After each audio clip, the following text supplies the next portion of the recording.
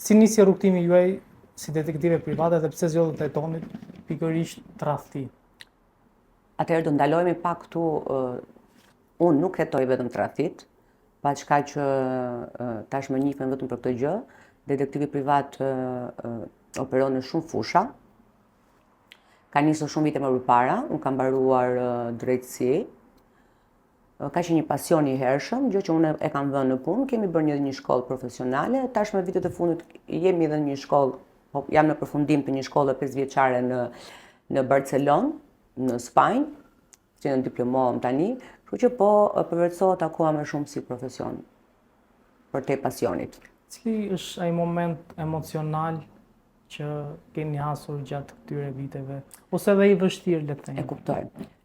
Vetë puna e detektivit, çdo çështje ka ato emocionet e veta, ka ato vështirësitë e veta. Nuk mund të cilësoj apo të etiketoj një x çështje, x moment të vështirë. Është një punë shumë e vështirë, është një punë shumë, duhet të kesh shumë kujdes, inteligjenca duhet të jetë maksimale, duhet të kesh shumë kujdes, duhet të jesh shumë e kujdesshëm në çdo lloj pune që bën. Në fillim jemi prekur dhe nga çështjet i kemi përjetuar bashkë me klientët emocionet, por tashmë na është bërë punë dhe normalisht jemi kthyer, jemi bërë më të fortë ndaj situatave dhe emocioneve që ne transmetojmë të vërtetat te klientët. Gjatë kësaj periudhe që ju e kryeni, po themi, si profesion, ka pasur ndonjë hetim që ju keni thënë nuk e marr përsipër? Po, patjetër. Po. Ka shumë raste që ne nuk i marrim përsipër, për shembull raste që janë shumë problematike, që objektivi mund të jetë person shumë i skeduar, mund të ketë probleme për post tradhtive apo për post qëllimi që ka ardhur klienti, mund të ketë gjëra të tjera, ne nuk i marrim përsipër. Nuk marrim përsipër pjesën e kur i kemi të njohur, absolutisht, themi nuk e marrim dot përsipër. Mbajmë me hatër, domethënë. Jo me hatër, por nuk duam se do është ajo sikleti për të investiguar një mik apo një të afërm apo. Keni pasur raste që ju ka ardhur për ndonjë mik? Po patjetër, dhe në mënyrë shoqërore ma kanë kërkuar, gjithmonë kam refuzuar, nuk dua të jem, s'është e vështirë kur bëhet fjalë në rrethin shoqëror apo rrethin e farefisnore. Cili ka qenë rasti më tronditës që keni zbuluar deri tani, që ju ka ngelur në mendje, thua, edhe kur e kujton, thua?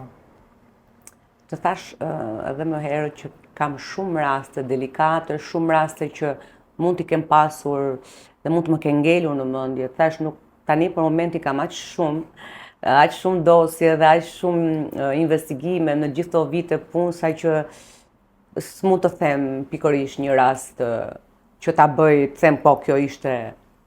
Ka ndodhur ndonjëherë që personi që ju ka paguar për të hulumtuar ka dalë vetë që është tradhtari? Shko, e bukur kjo pyetje. Ideja është këtu, ka shumë raste që vin klient apo kliente apo klient dhe tradhtojnë vetë dhe duan të gjejnë SSB ose më saktë i ka kapur pala dhe duan të bëjnë të njëjtën gjë që të balancojnë atë dhe të japin një zgjidhje, të qëndrojnë apo mos të qëndrojnë, se janë të dy tradhtar, do thoja. Ka raste të tilla, madje unë i pyes, e kthen edhe në formë shaka, i them, mirë, okay, ti do ta investigosh partnerin apo partneren, po ti vetë je okay, dhe aty pastaj është kthyer edhe në batut, po ka raste. Si reagojnë zakonisht klientët kur përballen me të vërtetën që personi, partneri që ndoshta ka qenë dhe njeriu i jetës i ka tradhuar? Shikon, këtu vinë me një dyshim të caktuar, pak a shumë janë të përgatitur. E ndjejnë dhe e dinë me një farë mënyre, jo të gjitha rastet, por shumica e rasteve e presin një gjë të tillë. Reagimi pa diskutim që nuk është i mirë, sidomos femra e përjeton më shumë, e nxjerr më shumë atë inatin dhe është shumë impulsive dhe shprehet, mund të shaje, mund të qaje, gjithsesi ne jemi munduar të vërtetën ta transmetojmë në mënyrë më delikate, duke i qëndruar dhe afër klientit apo klientës, deri aty ku na takon të qëndruar. Si ndiq një person pa u zbuluar? Përdorni teknologjitë veçantë?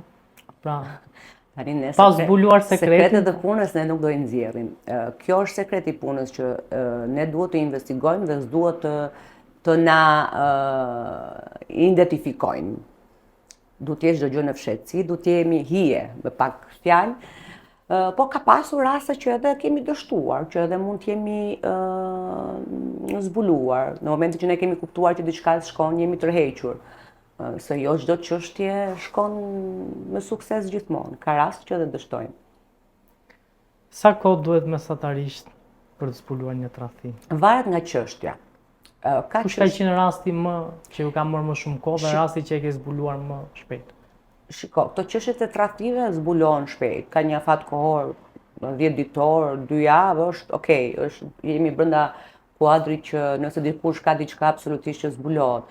Pastaj çështjet e tjera, siç janë çështjet në biznes apo njerëz të humbur apo gjëra të tjera, hajnë kohë shumë, nuk ka një kohë të përcaktuar deri kur të arrijmë qëllimin që ne kemi.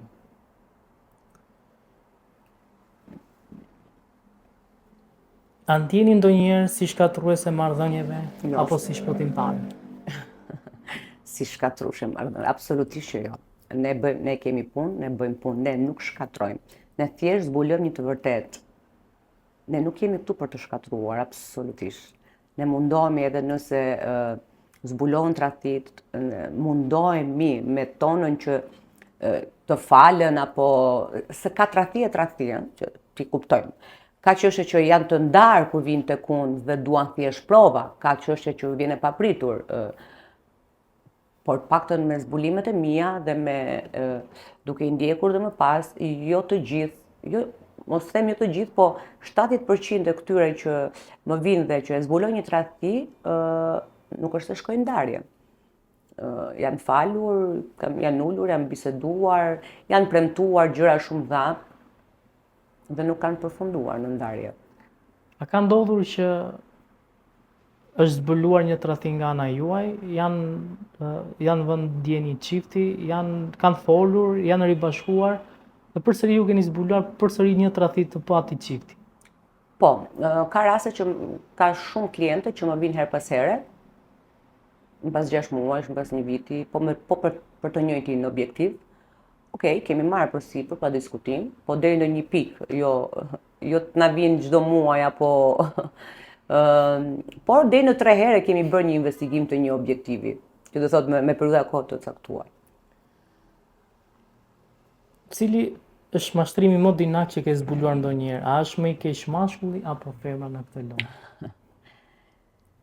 Shiko, duke parë dhe duke dëgjuar, duke investiguar shumë, kam arritur të kuptoj që të dy palët janë balans tashmë. Nuk mund të them që trajtojmë meshkujt më shumë apo femrat më shumë. Meshkujt me femrat shkojnë, kështu që qofshin ato beqare apo ato të martuar, kështu që mendoj që nuk mund të them që meshkujt trajtojnë më shumë, pothuajse jemi në... Cili është ai vend, po themi, i çuditshëm që ju e keni kapur atë objektivin tuaj? Di çuditshëm. Shiko, kohë të fundit shqiptarët janë modernizuar shumë tani, nuk janë më si më përpara që shkonin në një pyll apo në një makinë, apo tani kanë këto shtëpiat me qira, jo për hotele, jo shtëpi që i marrin ditore, është shumë e thjeshtë për t'i kapur. Nuk janë më si në vitet më përpara që u fshihni me ndaj cep apo me ndaj, tash është... A ka ndonjë kotësjellje, ndonjë trik që e përdorin të gjithë tradhtarët për të mos u kapur? Me të vetën mundohen të jenë shumë të kujdesshëm, por unë mendoj që diku do gabojnë. Çdo gjë le gjurmë, kështu që e kanë të kohët, mos herë të vonë do zbulohet një tradhtim. Këshilli është mos tradhton. Qoftë vetë nga partneri apo partnerja, qoftë dhe mendimin e një detektivi. Do gabojë diku, sado i fshet të jetë, sado mjeshtër do ta quaja, sado mjeshtër të jetë, do vjen një moment që do zbulohet. Cila është shenja më e vogël që tregon një tradhti, por që shumica e grave neglizhojnë? Shiko, unë mendoj që telefoni është gjëja e parë që mund të kuptosh tek partneri apo partnerja. Nëse më përpara partneri apo partneri nuk ka qenë i kujdesshëm në telefon, nuk e ka pasur me kode, e linte telefonin në vende normale, pa pasur asnjë problem. Në momentin që telefoni është shumë i kujdesshëm, telefoni kthehet me kode, telefoni kthehet me vete gjatë gjithë kohës, edhe në tualet ku të shkosh ta marrësh me vete. Mendoj që kjo është pika e parë që çdo kush mund ta kuptojë për partnerin e tyre, absolutisht. Pastaj janë këto truket tjera, jo, mbajtja vetes shumë, ftoja mes çiftit, orë të vona, justifikime, janë shumë gjëra që sidomos femra ka intuitën për ta kuptuar. Kështë do të pyesë, në sa përqind të rasteve gruaja e ndjen me intuit tradhtin, por zgjedh ta heshtë? Mendoj që 70% e rasteve dalin intuita e femrës del e vërtet. E kemi ne femrat këtë, është e padiskutueshme. A ka më shumë tradhti në martesat e lumtura apo në ato që duken perfekte vetëm në rrjetet sociale? E bukur. Mendoj që në rrjetet sociale janë të gjithë të lumtur, por në të vërtetë nuk është ashtu siç duket. Në fund të ditës, a është më mirë të mos dish asgjë apo të përballesh me të gjithë vërtetën sa do e dhimbshme të jetë? Varet. Shiko, varet edhe me tipin e njeriut, varet edhe me situatën. Mendoj që sa më shumë të gërmosh, do ta gjesh diçka.